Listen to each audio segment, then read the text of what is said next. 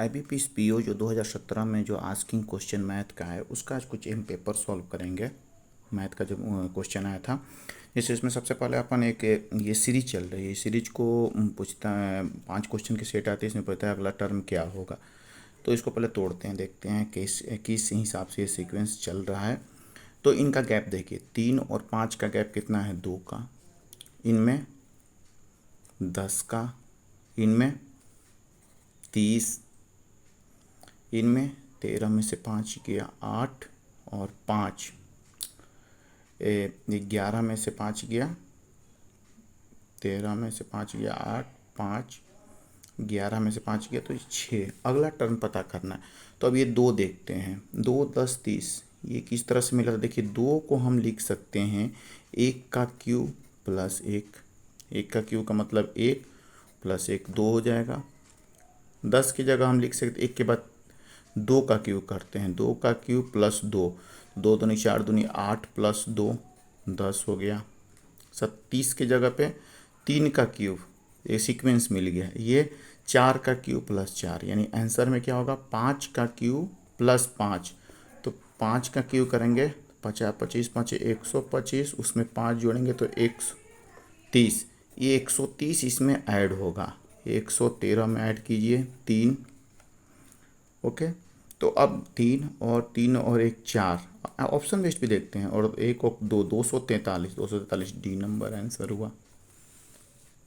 अगला जो क्वेश्चन है इनके एक इस पैटर्न पे देखा जाए, 17 से 98 हो गया, इनके और इनके बीच में गैप देखिए कितना बड़ा है, +9, 17 9 26, और 26 में फिर 35 में +9 करेंगे तो बढ़ेगा, यानी अगला जो यहाँ टर्म आएगा कुछ भी उसमें +9 हुआ होगा, लेकिन हमें यहाँ ही पूछ रहा है।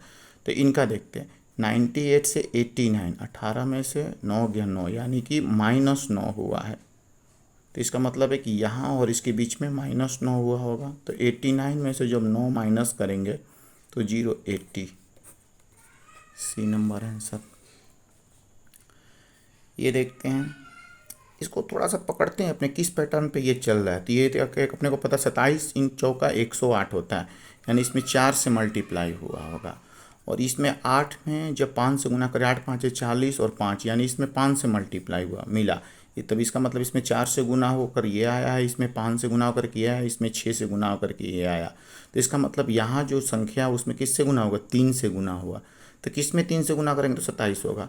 तो ऑप्शन में भी देखते हैं, तो एक 9 है, 9 को जब 3 से गुना करेंगे तो 27 होगा, यानी इंटू 3। इसको कंफर्म करने के लिए आगे किससे गुना होगा, 2 से। तो 4.5 में जब 2 से गुना करेंगे तो 9 होगा। तो ये आंसर हमें सी नंबर मिल गया। एक ये क्वेश्चन, ओके। अब इसमें देखिए ये 7 से 4.5 हो गया, तो डेफिनेटली ये 7 में 0.5 से मल्टीप्लाई हुआ होगा। तो 7 में जब 0.5 से मल्टीप्लाई करेंगे तो 3.5 होगा। 3.5 में जब 1 जोड़ेंगे तो 4.5 मिलेगा। ओके, अब 4.5 में 1 से मल्टीप्लाई करेंगे, 0.5 के बाद सीधे 1 किया तो ये 4.5 हुआ, उसमें 1 जोड़ा तो 5.5 मिल गया। यानी अब देखिए डबल हो रहा है, 0.5 से 1 हुआ, यानी अगले बार हम 2 से गुना करेंगे। तो 5.5 में जब 2 से गुना करेंगे तो 5 दूनी 10 11, और उसमें इधर एक ही बढ़ रहा है तो इसमें भी 1 जोड़ेंगे तो 12, देखिए 12 मिल गया। तो 12 में अब किससे गुना करेंगे, 4 से करेंगे, 48 प्लस 1 जोड़ेंगे तो 49 मिल गया। यानी अगले में हम किससे गुना करेंगे, जस्ट डबल हो रहा है, 0.5 का डबल 1 2 4 8 से करेंगे। तो 49 में 8 से गुना करें, 9 8 72, 2 7 और 8 चौक 32 और 7 39, और उसमें 1 जोड़ेंगे यानी 393 एक नंबर आंसर। ओके, इसको देखते हैं।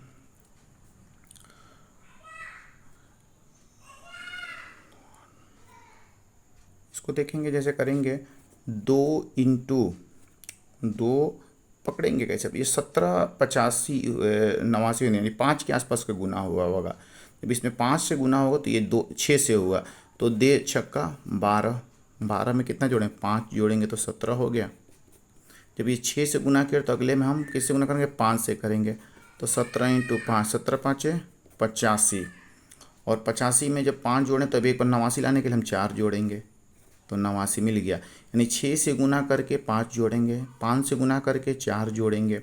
तो इसका मतलब है कि इसमें 4 से इसमें 89, एक बार और एक स्टेप देख लें। 89 में 3 से गुना करते हैं तो ये 27, 7 2 3 24 और 2 26, सॉरी इसमें 4 से करेंगे तो 4 9 36 के 6 3 4 32 और 3 35, और उसमें क्या जोड़ेंगे 3, तो 356 में 3 जोड़ेंगे तो 359 मिल रहा है। यानी कि इसमें हम 4 से करेंगे, इसमें 3 से करेंगे, तो इसमें क्या करेंगे 2 से गुना करेंगे, तो 179 इंटू 2, और उसमें कितना जोड़ेंगे 2 ही जोड़ेंगे। तो 9 दूनी 18, एक देखिए 9 दू इसमें 5 जोड़े 4, इसमें 5 4 3 2 1 जोड़ेंगे, तो 9 दूनी 18। देखिए ऑप्शन भी अगर अपने को ज़्यादा कैलकुलेशन नहीं करना तो 9 दूनी 18, 8 और 1 जोड़ेंगे तो 8 और 1 9, इकाई पे क्या आएगा, इकाई पे हमारा 9 आएगा। तो इकाई पे 9 कौन सा है, किस में ऑप्शन है, डी नंबर में, डी नंबर आंसर हो जाए। अब जो इक्वेशन अन इक्वेशन वाला जो एक्स और वाई का रिलेशनशिप वाला है वो क्वेश्चन अपन करेंगे। देखिए जब मैंने बताया था कि इधर भी माइनस हो और इधर प्लस हो तो दोनों जो हमारी वैल्यू आएगी वो दोनों प्लस में आएगी, और 6 को हम एलसीएम निकाल करके 5 लाना होता है। तो 6 का जब एलसीएम निकालेंगे 2 और 3, 2 और 3 को जोड़ेंगे तो 5 आएगा, यानी इसकी वैल्यू 2 और 3 दोनों वैल्यू क्या आएगी, प्लस में आएगी, क्योंकि यहाँ माइनस यहाँ प्लस है। तो इसमें देखिए इसमें अब 6 का एलसीएम तोड़ेंगे 18, 18 और 3, इस वाले को इसमें गुना हो जाता है, तो 54, 54 को हम तोड़ेंगे तो 2 से जाएगा 27, 3 से 9, फिर 3 से 3, यानी 2 3 दूनी 6 6 18 3 54। अब इसको हमें क्या लाना है, 3 लाना है, तो 3 के 9 और 3 दूनी के 6, एक 9 हो जाएगा और एक 6 होगा। अब चूंकि यहाँ पे 3 है इससे भाग लगेगा इनके बीच, ठीक है, तो ये मान हो जाएगा कट के 3 और ये हो जाएगा 2। अब यहाँ चूंकि प्लस है और यहाँ माइनस है तो ध्यान रखिए जो बड़ा वाला वैल्यू आता है वो माइनस होता है और छोटा वाला वैल्यू प्लस होता है।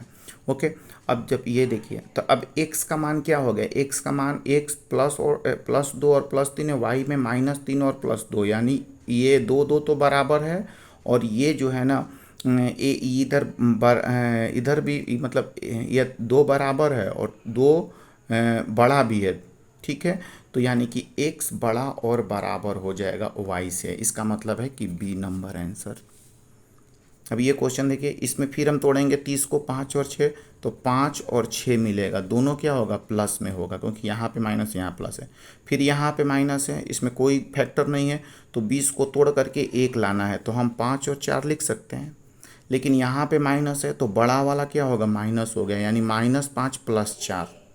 ओके, -5 + 4। अब इस सेंस में हम देख रहे हैं x का अगर मान 5 रखते हैं तो ये दोनों से बड़ा है, 6 रखते हैं तो दोनों से बड़ा है, यानी x बड़ा होगा y से, x बड़ा होगा y से मतलब कि 1 नंबर लगाना है, तो इसका 1 नंबर आंसर हो जाएगा। अगला क्वेश्चन देखते हैं। अब ये 2 में 4 से पहले गुना कर दीजिए, 8, 8 को तोड़िए, 2 चौका 8, यानी कि हमें 2 लाना है, तो 4 और 2 मिला, इसका फैक्टर 4 और 2 होगा, 2 से डिवाइड होगा तो ये 2 और ये 1। ओके, अब इसमें बड़ा वाला कौन सा, चूँकि यहाँ माइनस है और यहाँ प्लस है तो बड़ा वाला क्या होगा माइनस होगा, यानी -2 और +1। इसको तोड़ेंगे तो 4 को जब तोड़ेंगे 5 लाना है, तो 4 का एलसीएम निकलते 4 और 1 5, यानी 4 और 1 आएगा। ओके, 4 और 1 आएगा। तो अब देखिए 4 और 1 आ गया, तो अब इसमें क्या हो गया, देखिए y x का मान -2 और +1, y का मान 4 और 1, 1 और 1 तो बराबर है, और ये 4 2 से भी बड़ा -2 है और 1 से भी बड़ा है, यानी y बड़ा और बराबर है x से, तो y बड़ा और बराबर x से मतलब कि डी नंबर।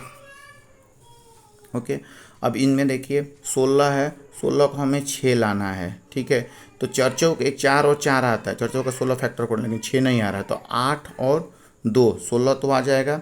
अब आगे कुछ नहीं, अब इसमें चूंकि माइनस यहाँ पे है तो जो बड़ा होगा वो माइनस में होगा, यानी 8 माइनस में होगा +2 में होगा, और इसको तोड़ेंगे तो 5 को 6 लाना है, यानी 5 और 1, 5 और 1 ला दिए, यानी दोनों प्लस में है, तो अब ये देखिए 5 भी जो है 5 इधर क्या है, इधर इधर 5 जब लेंगे y की मान तो इधर दोनों से बड़ा है, लेकिन एक इससे छोटा है, यानी कि यहाँ x और y के बीच कोई रिलेशनशिप नहीं निकाल पा रहे हैं। तो कोई रिलेशनशिप नहीं निकल रहा है, इसका मतलब है कि कोई रिलेशनशिप नहीं मिल रहा है, यानी ई नंबर। ओके, अब ये x का मान निकालिए, एक्स स्क्वायर बराबर 4, तो x बराबर हो जाएगा +-2, क्योंकि स्क्वायर हटेगा तो इस पर रूट आएगा, रूट हटता है तो दोनों प्लस और माइनस में मान आता है। और ये इसका y का मान कीजिएगा तो 20 का 5 और 4, तो अगर यहाँ +2 और -2 है और इधर 5 4, तो y तो हमेशा हर दोनों केस में x से बड़ा है, यानी कि y बड़ा है x से, 3 नंबर। एक देखिए, हमेशा अगर आपके पास टाइम नहीं है तो हमेशा मैं एक ट्रिक को बताता हूँ, इनकी सीक्वेंस पकड़िए, हमेशा जो आंसर आता है वो ए से लेकर के ई के बीच में ही आंसर आता है। इसमें देखिए, अगर अपने को 46 नंबर नहीं करते तभी भी हम सी नंबर निकाल करके आंसर को जा सकते हो, क्योंकि बी लग चुका था, ए लग चुका था, डी लग चुका था, ई लग चुका था, तो सी बचा था, तो सी हम आंसर लग के निकल सकते थे लगा करके। ओके, अब एक हम देखते हैं अप्रॉक्सीमेट वैल्यू के बारे में पूछ रहा है। अप्रॉक्सीमेट वैल्यू, तो यहाँ पे देखिए 80, ये किसके आसपास का होता है, ये 9 का, चूँकि अप्रॉक्सीमेट बोला तो 9 कर लेंगे, 25 तो ये 5 कर लेंगे यहाँ पे, ठीक है, और इंटू 120 यानी 11, ओके, और प्लस ये 16 किसका होता है, 4 का, तो ये 4 हो जाएगा, 4 में 11 से गुना करेंगे 44, और प्लस 4 जोड़ेंगे 44 4 48, 48 किसके आसपास का मान है, 50 के आसपास का। इसको देखिए, ये 23 हो जाएगा, 22.5 की जगह 23, 23 को कटाएंगे तो एक बार में 23 जाएगा, 23 5 115, ये पूरा यानी 15 बार में कट गया, और 55 में से जब 15 जाएगा तो ये कितना होगा, 40, और बराबर 2 × x, तो x का मान, तो x बराबर ये 40/2, यानी कि x बराबर 20। एक ये क्वेश्चन 3051, इसको हम 3000 मान लेते हैं, 62, तो 62, इसको 62 से डिवाइड करते हैं, तो 62 में जब 2 से गुण, 2 दूनी के 4, 5 से करें, 5 से जब करेंगे 5 दूनी 10, 6 5 30 और 31, यानी 3100 के आसपास जा रहा है, यानी कि ये 50 हो जाएगा।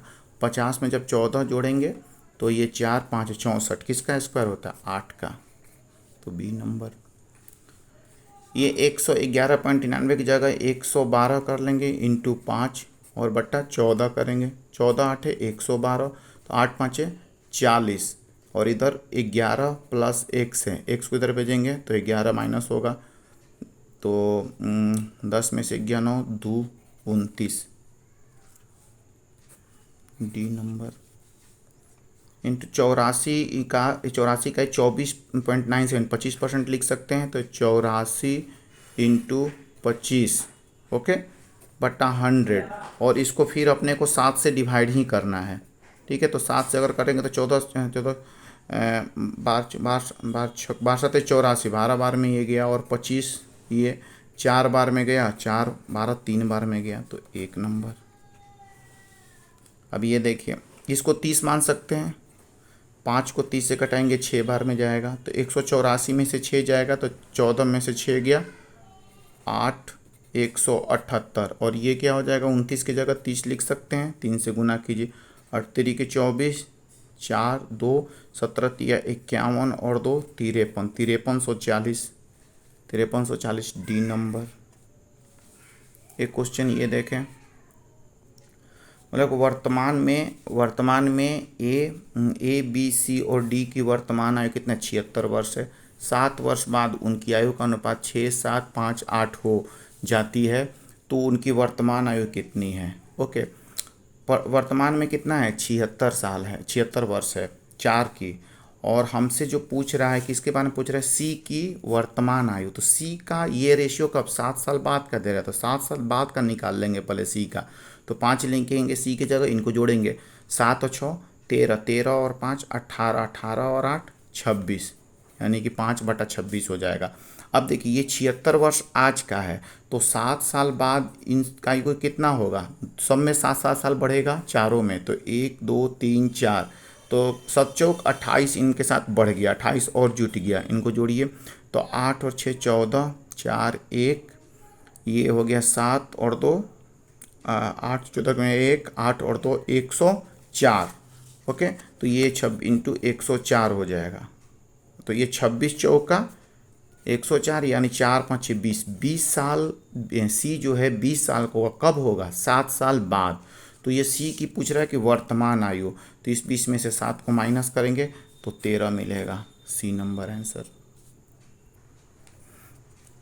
दो ट्रेन ए और बी की लंबाई का योग 660 है। ए और बी की जो गति का अनुपात है 5:8 है। ओके, और ए और बी द्वारा इलेक्ट्रिक खंभे को पार करने का समय का अनुपात 4:3 है। देखिए, जब भी ट्रेन एक लंबे खंभे को पार करता है तो उसकी लंबाई जो होती है वो ट्रेन की लंबाई के ही बराबर होती है, यानी खंभे की लंबाई ऐड नहीं होती। लेकिन जब वो किसी प्लेटफॉर्म को पार करता है, किसी नदी को पार करता है, तो इनकी जो लंबाई होती है वो ट्रेन की लंबाई के साथ जुड़ जाता है। वही होता है डिस्टेंस, वही दूरी होता है। लेकिन खंबे है यानी ट्रेन अपने बराबर ही लंबाई को पार कर रहा है। ओके, तो ये क्या है? इनका चाल है, और ये क्या है? समय। इनको गुना कर लेंगे तो 4 5 20 और ये 8 3 24, यानी 20 और 24 का रेशियो मिला। 20 और 24 का रेशियो को तोड़ेंगे तो 5 से 5 चौका 20, सॉरी 20 5 चौके 20 और 8 तरीके 24। ओके, तो ये 10 होगा और ये 12 होगा, ये 5 होगा और ये 6। 5 और 6 का रेशियो मिला। अब ये 5 और 6 का रेशियो बोला दोनों ट्रेनों की लंबाई का अंतर, यानी ये दोनों का योग 60 है और रेशियो क्या मिला? 5:6 मिला। तो अंतर यही निकाल लेंगे। 5 और 6 का अंतर 1 और इनका योग कितना? 6 और 5 11। यही 11 जो है 660 के बराबर है। तो कटेंगे तो 6 बार में गया तो 60, यानी कि जो दोनों ट्रेन के अंतर है वो कितना मीटर दोनों का लंबाई का जो अंतर है वो 60 मीटर का है। Okay, B number answer.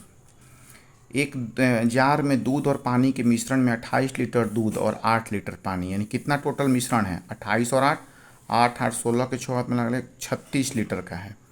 मिश्रण में 1 लीटर दूध और 1 लीटर पानी मिलाया जाता है, यानी कि 28 प्लस एक्स और 8 प्लस एक्स दोनों में 1 लीटर मिलाया जाता है।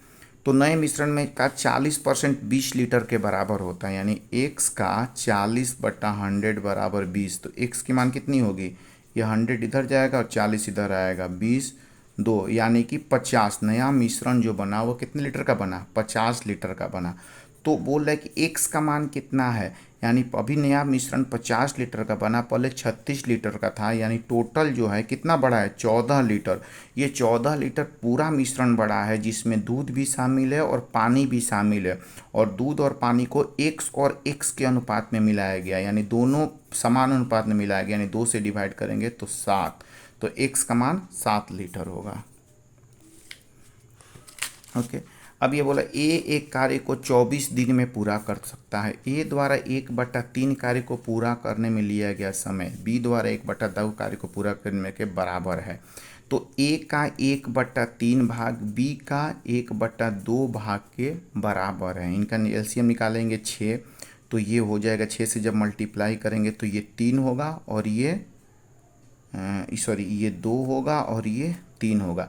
ये चूंकि क्या है? कार्य को लिया गया समय कार्य का भाग है। जब इनको समय में कन्वर्ट करें तो ये दूसरे के विपरीत हो जाते हैं, यानी 3:2। अगर 3 दिन ये लेता है तो 2 दिन ये लेता है। अब 24 दिन चूंकि अपने ये जो है ना वो 24 दिन पूरा लेता है, यानी ये 3 जो है 24 कैसे काटेंगे? तो 24/3 इंटू 2, बी के निकालने के लिए 2 से गुना करेंगे तो 3 8, यानी बी जो है पूरे काम को 16 दिन में करता है। तो बोल रहा है कि एक साथ ए और बी इस काम को कितने दिन में करेंगे? अब ए 24 दिन में करता है और बी 16 दिन में करता है, तो दोनों मिलकर के काम को 24 इंटू 16 और दिनों को जोड़ देंगे तो 24 प्लस 16 ये फॉर्मूला होता है। तो ये 6 और 4 10, 2 और 2 40, ये 40 हो गया। 10 से 4 से कटाइए, 4 दहिया 40 और 4 छक 24, ये 5 और ये 3, यानी 16 3 48/5, 48/5 डी नंबर आंसर। ये क्वेश्चन है, ए का अंकित मूल्य उसके लागत मूल्य से 1600 रुपया अधिक है। जब ए पर 500 रुपये की छूट दी जाती है तो 25% का लाभ प्राप्त होता है। 30% लाभ कमाने के लिए कितना में बेचा जाए। तो ए का जो अंकित मूल्य लागत मूल्य से 1600 रुपये अधिक है। लागत मूल्य मान लिया जाए x है, तो अंकित मूल्य कितना होगा, 1600 रुपये अधिक अंकित किया, x प्लस 1600 रुपये। अब ए पर 500 रुपये की छूट दी जा रही है, इस पे 500 रुपये की छूट दी है, तो कितने में बेचा गया, x प्लस 1100 में। तो 25% का लाभ हुआ। अब ये विक्रय मूल्य हुआ, क्रय मूल्य कहाँ है, क्रय मूल्य x है, क्योंकि एक ही है ना, तो माइनस x कर लेंगे। तो लाभ, प्रतिशत लाभ का फॉर्मूला होता है लाभ, तो भी लाभ, अभी लाभ का फॉर्मूला पहले विक्रय मूल्य माइनस क्रय मूल्य, तो ये कितना निकल गया, ये x कट गया 1100। ये 1100 क्या हुआ, लाभ, लाभ बट्टा क्रय मूल्य है ना, और ये जो है ना किसके बराबर है, 25/100 के बराबर है। ओके, तो अब ये 25 से कटाइए, तो x का मान कितना होगा, 100 इंटू 1100/25, 25 चौका 100, 10, 25 चौक यानी 4400। जो क्रय मूल्य था वो कितना आया, 4400। तो 30% के लाभ पर पूछ रहा है, यानी कि 4400 इंटू 130/100। तो कटाइए, 13 चौक 52 के 2, हाथ में लगा 5, 13 चौक 52 और 5 57, 5720 रुपया, जो ऑप्शन में नहीं है, ई नंबर। एक क्वेश्चन ये है, एक 3 अंकीय संख्या का दहाई अंक 3 है। यदि एक संख्या को आपस में बदल दिया जाता है तो यह संख्या पिछली संख्या की तुलना में 396 अधिक है। यानी नई संख्या पुरानी संख्या से 396, इकाई अंक और सैकड़ों का योग 14, तो संख्या ज्ञात कीजिए। तो पहले यहीं से इस क्वेश्चन को हमेशा ऑप्शन बेस्ड बनाएंगे। दहाई अंक क्या बोल रहा है, 3 है, तो देखिए 3 आकर दहाई अंक, ये तो आउट हो गया, तो ऐसे ही ऑप्शन है। इकाई और दहाई एक मिला, ये भी आउट हो गया, इकाई और दहाई 2 ऑप्शन मिले, 539 और 953, इकाई अंक 3 है, दहाई अंक 3 है। और ये मिला, इकाई अंक और सैकड़े का योग 14 है, यानी 5, 9 और 5 14, 9 5 14 14, ठीक है। अब संख्या को पलटने की बात कर रहे हैं, जब 539 को जब हम पलटेंगे तो 935 मिलेगा, और इसको पलटेंगे तो 539। संख्या को जब हम पलट दिए तो बोल रहा है कि जो नई संख्या पलट दिया जाए तो नई संख्या, यह संख्या पिछली संख्या की तुलना में अधिक है, यानी जो नई संख्या वही अधिक होगा। तो ये देखिए, जो नई संख्या मिला ये पहली संख्या से क्या है, कम हो रहा है, ये अधिक हो रहा है, यानी ऑप्शन हमारा बी जा रहा है। अब कितना अधिक है वो देख लेते, इसमें 396 बोला गया, 396 का डिफरेंस है, तो 15 में से 9 गया 6, 4, 13 में से 4 गया 9, और ये हो गया 6, 3, 396, यानी कि बी नंबर आंसर सही है। अब ये बोला कि एस जो है 4 क्रमागत सम संख्या की एक श्रृंखला है। यदि S1 की पहली 2 संख्याओं का व्युत्क्रम का योग 11/60 है, तो S1 की तीसरी बड़ी संख्याओं का योग निकालिए। ओके, अब ये देखिए, अब इसको भी ऑप्शन बेस्ड ही बनाए, हमसे तीसरी लगातार सम संख्या पूछ रहा है, तो 1, 2, 3 और 4। ओके, हम ऑप्शन बेस्ड चलेंगे। पहला, ये तीसरी संख्या का उल्टा पूछ रहा है कि क्या होगा, तो 13/2, अगर ये 2/13 ऑप्शन उठाते हैं तो इसका मान ये ओरिजिनल संख्या क्या होगा, 13/2। 13/2 का मतलब 6.5, ये कोई संख्या ही नहीं है। ओके, और ये संख्या नहीं, हमारा ऑप्शन मिला बी नहीं तो डी। ओके, अब ये 13, चूंकि सम संख्या बोल रहा है तो ये 13 तो होगा ही नहीं, एक ही ऑप्शन मिला 14, और नहीं तो हमारा बी नंबर आंसर होगा, नहीं तो ई नंबर होगा। 14 को कंफर्म कर लेते हैं। अगर तीसरी संख्या 14 मानते हैं तो अगली संख्या क्या होगी, 16, क्योंकि लगातार सम संख्या बोल रहा है, और ये क्या 12, और ये क्या होगा 10, 10 12 14 16। अब बोल रहा है कि यदि S1 की पहली 2 संख्या का व्युत्क्रम का मतलब उल्टा, 10 का उल्टा 1/10 और 12 का उल्टा 1/12, इनका योग 11/60 है। कंफर्म करते हैं, 12 और 10 का एलसीएम 60 होगा, 10 5 5 और 12 10, 10 छक्का 60 और 12 5 60, यानी 11/60, ये सही है, यानी कि हमारा आंसर 14 सही है, यानी कि बी नंबर आंसर। ओके, एक क्वेश्चन ये, ए बी सी के व्यवसाय में 6, 8, 9 में पूंजी लगाया। बी की उतनी अवधि के लिए निवेश करता है जिसका मूल्य बी के निवेश का 11 समय इसका दे रखा है, नहीं दे रखा है, इसके बराबर बोल रहा है। ए और सी 1 वर्ष के लिए निवेश के, पहले रेशियो निकालते हैं। 6, 8 और 9 ये क्या है, पूंजी है। और ए वर्ष के अंत में ए की पूंजी की, ए और सी ने 1 वर्ष के लिए, यानी कि ये 12 हो गया और ये 12। डी बी के बारे में पता नहीं है, तो लेकिन ये बोल रहा है कि अपनी जो निवेश करता है उसका मूल्य बी के निवेश का 112.5% है, यानी इस 8 का 112.5 बटा 100% जो समय है, तो इसको करें, गुना करें। 8 5 40, 0 4, 8 दूनी 16 और 4 20 की 0 2, 11 दूनी 22 और 2, एक सेकेंड, इसको 112.5, तो 8 5 40, 0 4, 8 दूनी 16 और 4 20 की 0 2, 11 88 और 2 90, ये 2 0 से 2 0 गया और 1 0 से ये गया, यानी 9। इसका मतलब है कि ये 9। अब इन रेशियो को तोड़ेंगे। ओके, 4 से तोड़ते हैं। 4 तिहाई 12, 4 दूनी 8, 4 तिहाई 12। 3 से तोड़ते हैं, ये 3 गया, ये 3 बार में गया और ये 3 गया, यानी क्या बना, 6, 3 और 9, एक बार और टूटेगा 3 से। 3 दूनी की 6, 1 और 3, 2 1 3। ओके, और नहीं, ये 1 2, ये 2 भी तो है, 2 2 3। ओके, तो अब सी का लाभ पूछ रहा है। सी का लाभ क्या है, 3, और ये क्या दे रखा है, बी का, यानी 3/2 इंटू कितना, ये 16,750 कर देते हैं।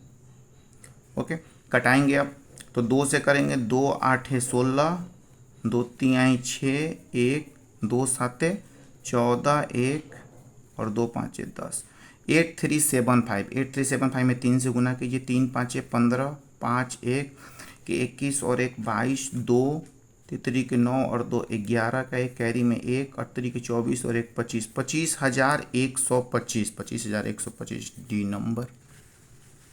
एक ये क्वेश्चन, एक नाव जो है, एक नाव धारा के अनुकूल 3 घंटे में 18 किलोमीटर की दूरी तय करती है।